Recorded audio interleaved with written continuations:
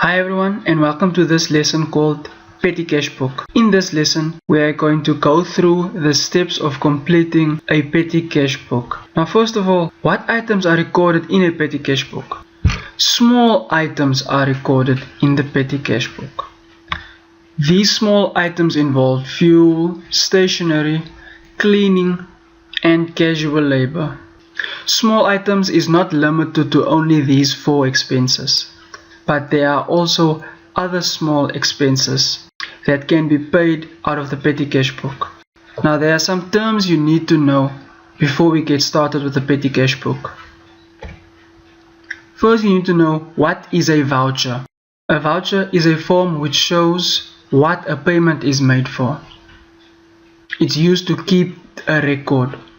This is just a piece of paper that is filled in to show what the expense is paid for. So if someone wants to go buy stationery, they have to complete a petty cash voucher in order to receive the money to go buy the stationery. Or if someone wants to go buy tea and coffee for the office, they have to first complete a petty cash voucher so that they can receive the money to go buy tea and coffee for the office. Another term is the imprest system. Now this is the total money paid out in a period, usually at the beginning of the month or sometimes at the end of the month. And then the imprest amount. This is just the amount that needs to be refunded or the amount that needs to be paid back. Let's use an example. Say from 1 February to 28 February, $1,800 was taken out of the petty cash. Now the imprest amount is equal to the amount that was taken out of the petty cash. So the imprest amount will be 1,800. And then lastly, the float. Now the float is the amount of money the petty cash starts with. Now don't get confused between float and the imprest amount. Say the float is $2,000 and $1,800 is taken out of the petty cash. Then the imprest amount is $1,800, but the float remains $2,000.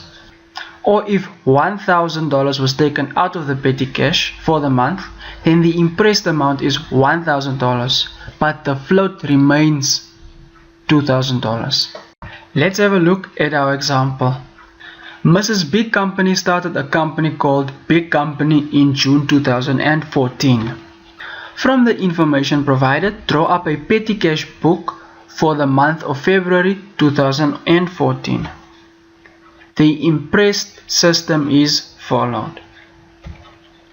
Now let's have a look at the transactions for 2014. We are going to do the transactions one by one while we look at them.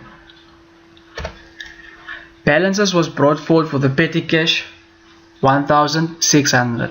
So this means that the float of the petty cash is 1,600. Now let's have a look at how we will complete the petty cash book.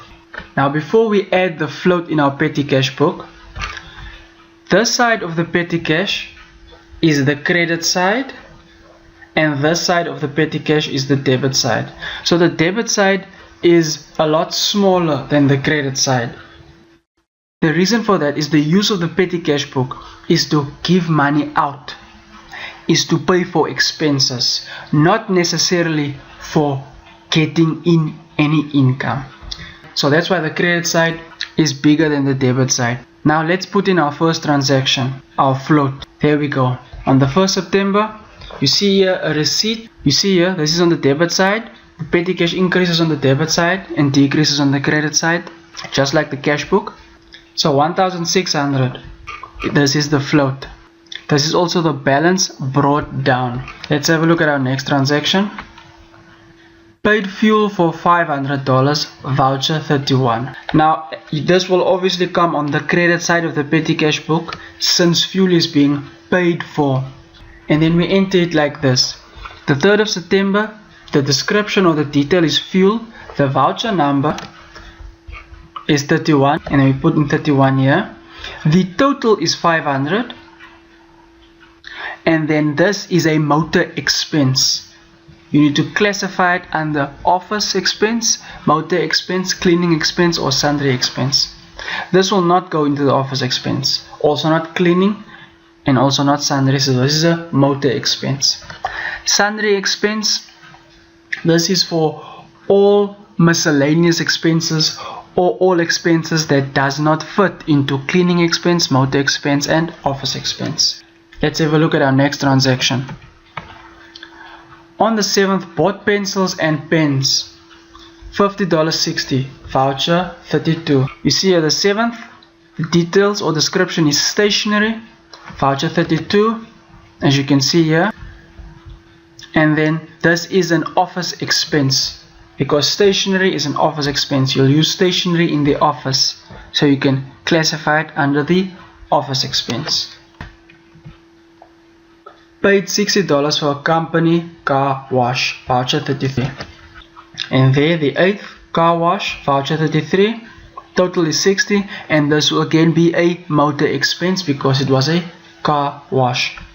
So as you can see, what we're doing here is we're only classifying under which expense it should come, under which expense each individual transaction should come. So at the end of the day, we are grouping the expenses together. Let's have a look at another one.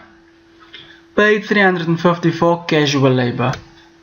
Now, casual labor is not an office expense, not a motor expense, not a cleaning expense, so it will be a sundry expense. And there you have it. 14 September, casual labor, voucher 34 and 350. But do you see here, we put in voucher 34, although there is no voucher number here. But in this case, you should continue with the vouchers and not leave an empty space in. Because here's voucher 31, 32, 33, the next one will be 34, and therefore you have to put it in. Let's have a look at the next transaction. On the 20th, gave a donation for $100 to the SBCA. Now you see here again, no voucher number. So this was 34, this is 35. You just have to continue with the voucher numbers. Now what will this be? Office expense, motor expense, or cleaning expense? Well, you can put this under sundry because this is a donation. And there we have it. 20 September, donation, voucher 35. Let's have a look at the next one. Bought Mr. Mun and Sunlight Liquid for $50.60. Now, Mr. Mun and Sunlight Liquid. Office expense, motor expense, cleaning expense, or sundry expense? Well, you can put this under cleaning expense since Mr. Mun and Sunlight Liquid are items used for cleaning. And there we go. 35 September, cleaning materials, voucher 36. We just go on with the voucher numbers, and then we insert the $50.60 in our cleaning expense category. On the 28th, bought a broom for the office, $40.50. You see here is voucher 37, and it ends our previous transaction on voucher 36. So you know you were correctly on track when you inserted the voucher numbers. But if you don't insert the voucher numbers, you will lose points. Now, a broom for the office. Now this can go either way. You can either put it in the office expense or for the cleaning expense. But to be safe, because a broom is used for cleaning in general, so you can put this under cleaning expense. Our next transaction reads on the 29th, the receptionist took a loan of $200. Now again, the receptionist works in the office, so this can be an office expense or it can be a sundry expense. But put it under sundry expense. So on the 29th, your description will be loan, voucher number 38. No voucher number, but you just go on from 37 and just put it under sundry expenses. And then on the 30th, cash a check to restore the impressed amount. Now we're using the impress system, and the impressed amount is always the amount that was used up or the amount that was taken out of the petty cash. Now before we do that, we first have to total up. So we add up our total column, we add up our office expense column, motor expense, cleaning expense, and sundry expense column. So there, we have all our totals now. Now, the total of these 4 columns should equal the amount in the total column.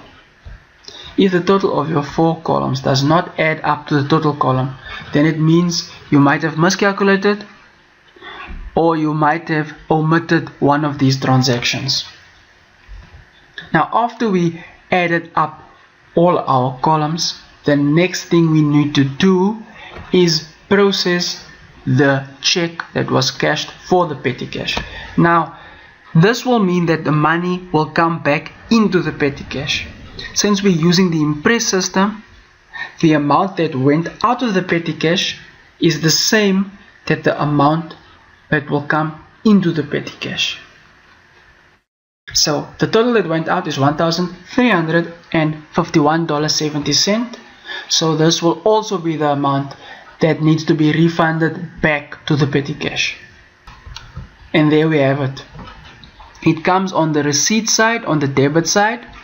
See, this amount is the same as that amount. The 30th receipt, and here will come CB, which stands for cash book, because the check comes out of the cash book and into the petty cash. Our next step will be as follows. First, we add up all on our debit side. So we say 1,600 plus 1,351.70 cents will give us 2,951.70 cents. Now this total from the debit side we should take also to the credit side. So we take the same total to our credit side. And now we say 2,951.70 cents less than 1,351.70 cents, because we take the total and we subtract it from the total amount that was taken out of the petty cash. We take this total and we subtract it from the impressed amount to get our balance, to get our float, which will be 1,600. So this is the new balance and the float, and this will always be the same each and every month, just like it was at the beginning of the month.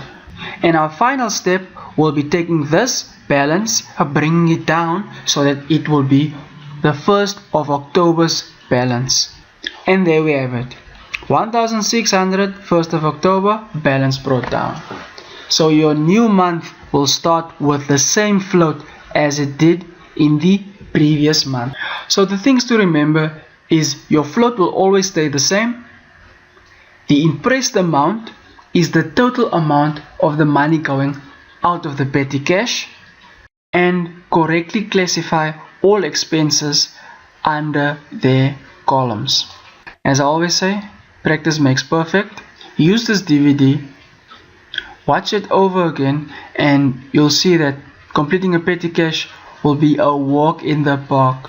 There's no reason why you can't get 100% on an exercise like this. Thanks for watching, and for more you can check out our website at www.beategmath.com, and I'll see you guys next time.